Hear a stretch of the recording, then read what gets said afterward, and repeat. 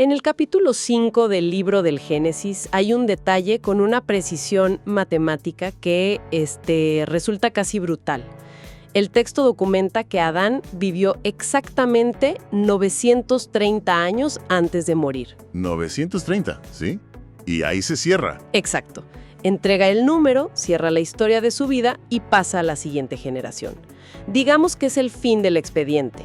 Pero luego llegamos a Eva. Y ahí la cosa cambia por completo. Totalmente, porque sobre la muerte de Eva, que es literalmente la figura femenina fundacional de toda esta narrativa, el texto canónico guarda un silencio absoluto. O sea, no hay edad, no hay causa, no hay ni una sola línea que marque su final. Un vacío total. Así es. Y por eso, en nuestra inmersión profunda de hoy, vamos a explorar por qué esa omisión no fue un accidente, ni un pergamino que se perdió por ahí. Claro, no fue un error de imprenta de la antigüedad. Tal cual, vamos a ver cómo las fuentes, que incluyen textos bíblicos, análisis teológicos y hasta hallazgos arqueológicos de Mesopotamia, nos revelan que esta es una de las decisiones teológicas más profundas de la historia antigua. Y fíjate que es un tema que de verdad te obliga a replantear cómo leemos la historia antigua en general.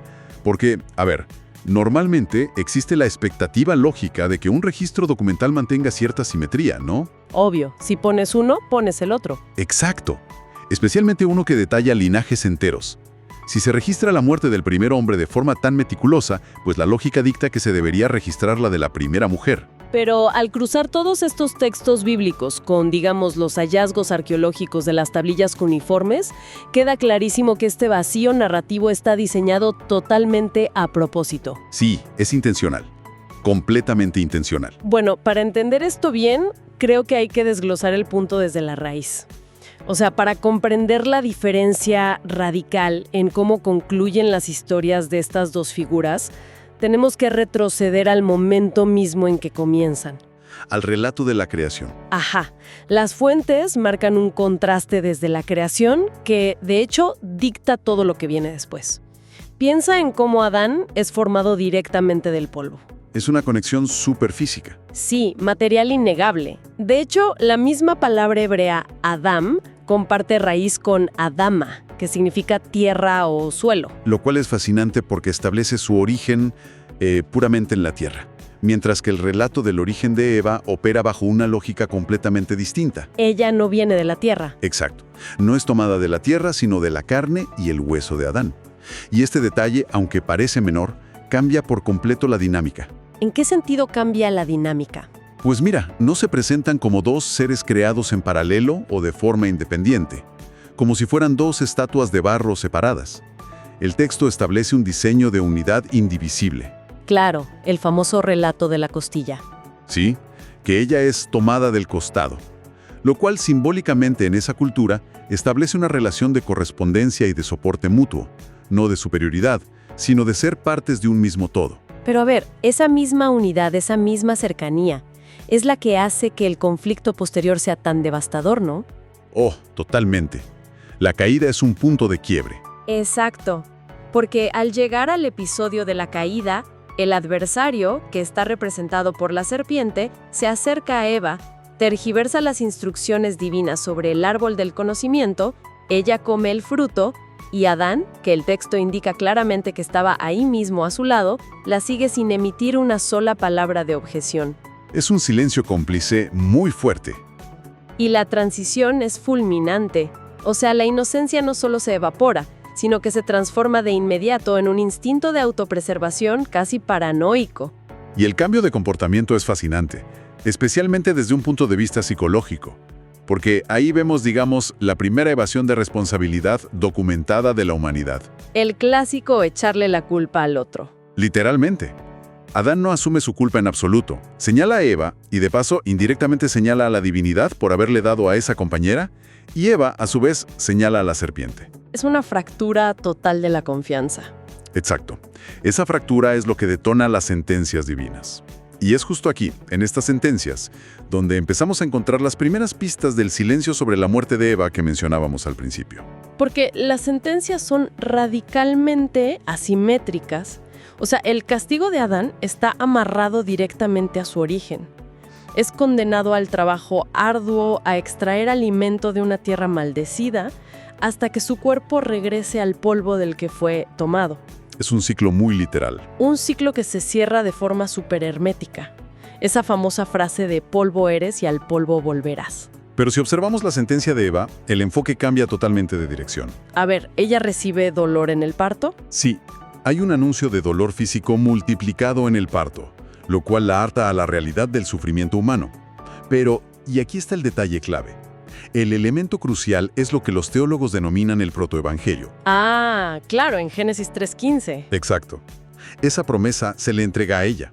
Es la primera gran promesa de redención en el texto, la garantía divina de que de su descendencia surgirá quien aplastará la cabeza de la serpiente. Wow, o sea, a uno se le promete el polvo, la muerte inevitable, y a la otra se le promete un linaje victorioso, el futuro.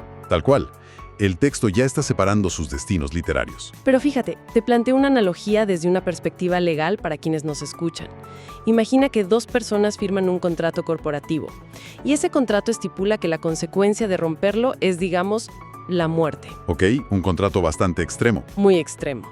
Pero si ambos rompen el contrato, lo lógico y lo esperado en cualquier burocracia es que el acta oficial documente que la sentencia se ejecutó para ambos. Para que el archivo quede cerrado correctamente. Exacto.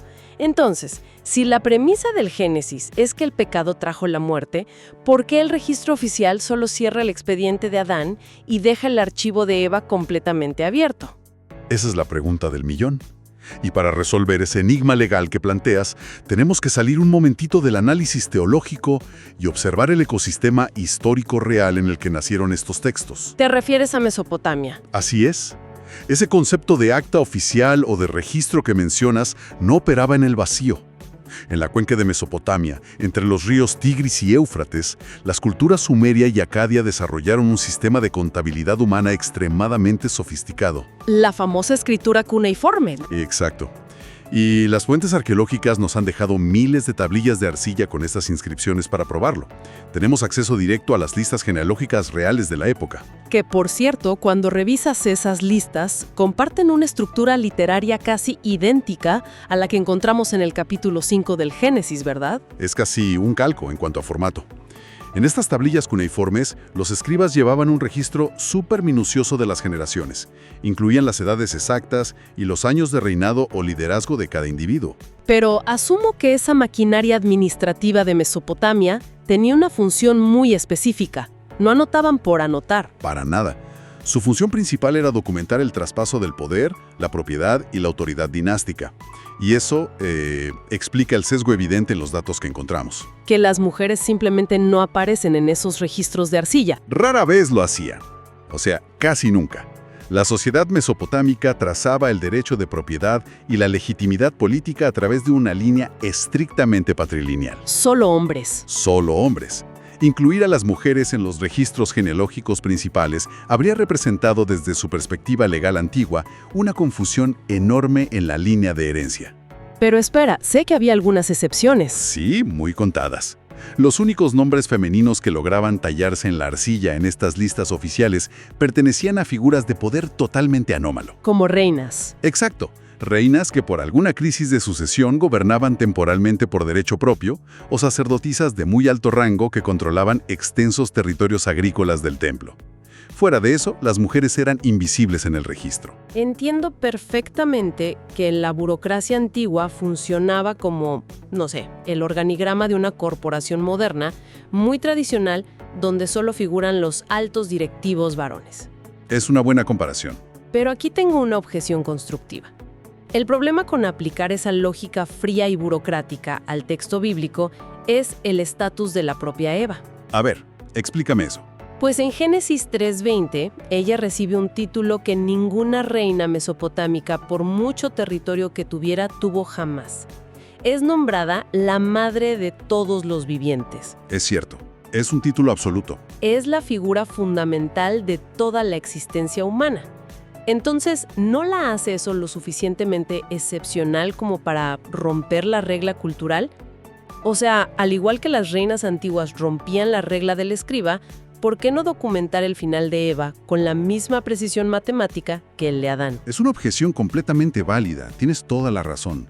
Si ella ostenta el título de madre de todos los vivientes, la omisión de su muerte no puede despacharse como un simple descuido administrativo de un escriba machista. Tiene que haber algo más. Hay algo mucho más profundo.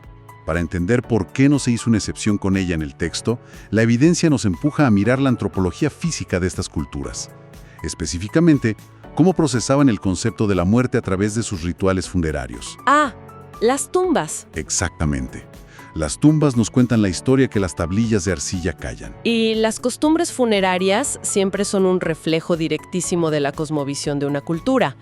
Entonces, ¿qué diferencias marcaban al enterrar a hombres y mujeres de estatus en esa región específica? Pues mira, la disparidad es abrumadora. Cuando falleció un patriarca, digamos un líder militar o un cabeza de dinastía, el entierro tenía una función monumental. ¿Hacían algo a gran escala? Sí. Construían tumbas súper complejas, depositaban ajuares elaborados con armas y tesoros y erigían inscripciones que declaraban todas sus hazañas. Claro, como dejando una marca imborrable de lo que hicieron. Exacto. El objetivo sociológico de estos monumentos era marcar un punto final histórico definitivo. Era su forma de decir a la sociedad, esta era ha concluido de manera oficial. El hombre importante, al morir, se convertía en un hito del pasado. ¿Y qué ocurría con las mujeres influyentes dentro de esas mismas familias poderosas?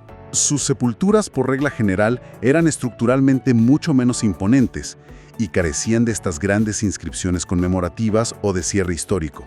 ¿Pero eso era solo porque las consideraban de menor valor? No respondía únicamente a un tema de jerarquía de valor, aunque claro que había desigualdad. Respondía principalmente a la asociación simbólica de la mujer en el antiguo Cercano Oriente. A ellas se les vinculaba fundamentalmente con la esfera de lo doméstico, con el hogar, y de manera crucial con la fertilidad y la continuidad intergeneracional. O sea, entiendo, no se les concebía como puntos finales de una época, sino como puentes hacia la siguiente generación, la vida que sigue. Precisamente.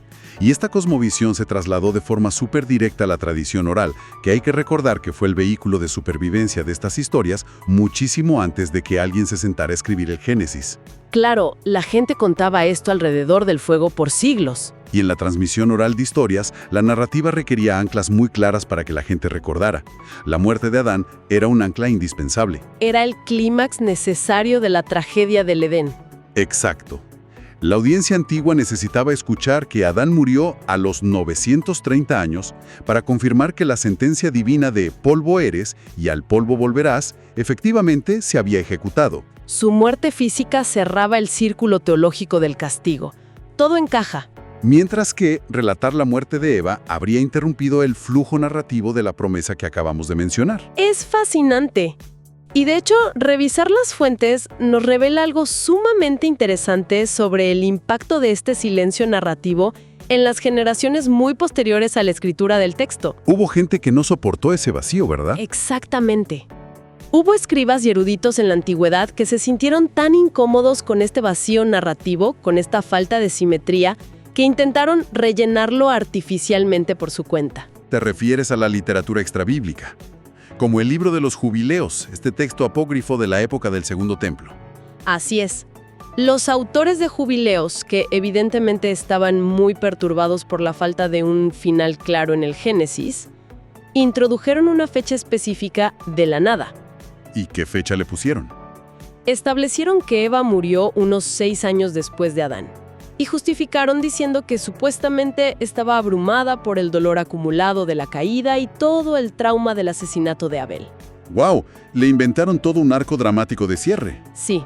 Sentían una necesidad casi imperiosa, casi obsesiva, de cerrar su expediente como el de Adán.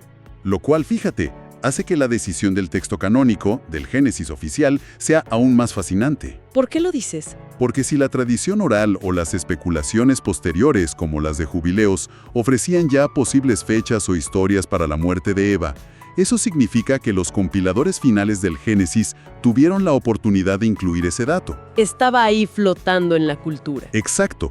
Y eligieron, de manera totalmente consciente y deliberada, no hacerlo, ignorarlo.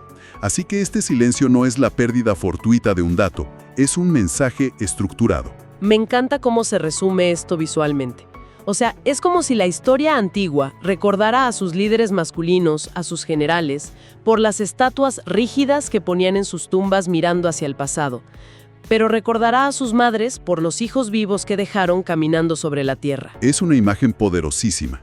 El monumento de uno es una tumba literal y el monumento de la otra es la continuidad de la vida misma. Y al atar todos estos hilos, los culturales, los históricos de Mesopotamia y los puramente literarios, llegamos a la verdadera cumbre del significado teológico que analizan nuestras fuentes de hoy. Que es el corazón de este análisis. Porque si lo piensas, el registro meticuloso de la muerte de Adán establece a este personaje como el portador definitivo de la mortalidad humana. Él es quien trae la muerte al escenario. Sí, y el teólogo Pablo de Tarso, muchísimos siglos después, cristalizaría esta idea al referirse a Jesucristo como el segundo Adán. Ah, la epístola a los romanos, claro. Exacto. La lógica de Pablo es súper clara. El primer Adán introdujo el problema irresoluble de la muerte física y espiritual. Un problema tan masivo, tan grave, que requirió la encarnación de un segundo Adán para solucionarlo definitivamente. Por ende, para que esa teología funcione, documentar que Adán efectivamente murió era absolutamente indispensable para la integridad del mensaje. No podía quedar en duda. Tenía que estar escrito con años y detalles. Era la prueba empírica de la caída del ser humano. Pero al aplicar esa misma lente analítica a Eva, la genialidad de esta omisión bíblica se revela por completo, ¿no? Totalmente. Piénsalo. Si ella es la madre biológica de la humanidad y, más importante aún, la portadora material de la promesa de ese protoevangelio de redención, documentar su muerte física habría desviado la atención del lector hacia la decadencia y el sepulcro. Habría sido un final deprimente para la portadora de la promesa. Exacto.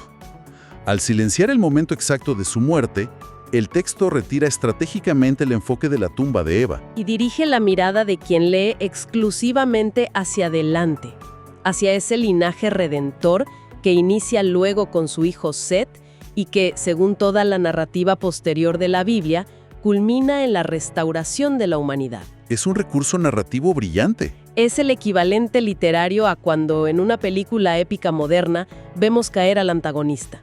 Vemos al villano caer en cámara lenta y el director se asegura de mostrar su final muy claro, en pantalla para que no haya ni una duda de que el peligro y el pasado quedaron atrás. Ajá, necesitas ver al villano derrotado. Pero cuando el héroe cabalga hacia el horizonte, la pantalla simplemente se funde a negro. No hace falta ver el final de los días del héroe de viejo en una cama, porque su verdadera historia radica en su viaje continuo, no en su cierre. Es una comparación excelente. La muerte de Adán es el punto final irremediable de la tragedia. El silencio narrativo sobre Eva es el punto de partida de la esperanza. Captura perfectamente el mecanismo literario que está operando en este texto tan antiguo. Y fíjate que muchos análisis, que yo llamaría algo superficiales, se han detenido solo en la mera observación de que las genealogías antiguas excluían a las mujeres. Claro, se quedan en que era una sociedad machista y ya. Sí, etiquetan el texto del Génesis como otro simple producto de la invisibilización patriarcal. Y a ver, si bien es cierto que el marco administrativo y legal de la época era indiscutiblemente patriarcal, los autores inspirados de este texto tomaron ese formato restrictivo y lo subvirtieron para codificar un mensaje de gracia. Le dieron la vuelta al sistema. Tal cual. En las tablillas cuneiformes de Mesopotamia, las mujeres se omitían por ser consideradas legal o políticamente irrelevantes. Pero en la narrativa bíblica del Edén, la muerte de Eva se omite precisamente para elevarla al estatus de símbolo supremo de la vida inquebrantable y de la promesa divina que va a atravesar los siglos. ¡Wow! Es un giro de perspectiva que de verdad cambia por completo la forma en que uno se aproxima a la lectura de estos documentos antiguos. Te vuela la cabeza cuando lo ves así. Completamente. Todo este análisis, para quienes nos escuchan, sirve como un recordatorio súper contundente de que estudiar la historia y la literatura de la antigüedad requiere muchísimo más que la simple absorción pasiva de fechas, linajes u ubicaciones geográficas en un mapa. Sí, no es memorizar datos. Implica comprender la sintaxis cultural de la época. Exige entender que, en los grandes textos de la humanidad, el espacio en blanco, lo que el autor decide conscientemente no registrar, suele portar un significado mucho más pesado y trascendental que la tinta misma que está en el papiro. Y esto nos invita a abandonar esa lectura literalista moderna, esa que busca en un texto milenario las mismas métricas exactas que buscaría en, no sé, un reporte corporativo de fin de año. Claro, no puedes leer el Génesis como un Excel. Exacto. Detrás de una aparente omisión de datos o de un vacío estadístico, que hoy nos parece raro, puede estar operando un diseño simbólico monumental sobre la redención y sobre la supervivencia humana misma. Definitivamente. Transforma lo que a primera vista y para el ojo inexperto parecía un error burocrático o una laguna histórica incómoda en una declaración teológica magistral. Una obra de arte literaria. Y bueno, esto deja un pensamiento bastante provocador para la reflexión posterior de nuestra audiencia. A ver, cuéntanos. Si un análisis detallado nos revela hoy que la ausencia deliberada de un registro de defunción en el antiguo Medio Oriente fue estructurada cuidadosamente para simbolizar la promesa mesiánica y la vida continua, pues cabe preguntarse cuántos otros silencios históricos nos rodean constantemente. Me gusta por dónde vas. Sí, o sea, cuántas otras figuras femeninas o eventos aparentemente relegados a los márgenes o simplemente omitidos de las grandes crónicas. No son en realidad ausencias por falta de importancia. Sino mensajes cifrados. Exactamente. Mensajes profundamente cifrados que nuestra cultura moderna, en su absoluta obsesión por medir y cuantificar absolutamente todo con números, ha olvidado por completo cómo descifrar. Les dejamos esa idea para que le den vueltas. Agradecemos enormemente que nos hayan acompañado en este recorrido analítico y nos encontramos en la próxima inmersión.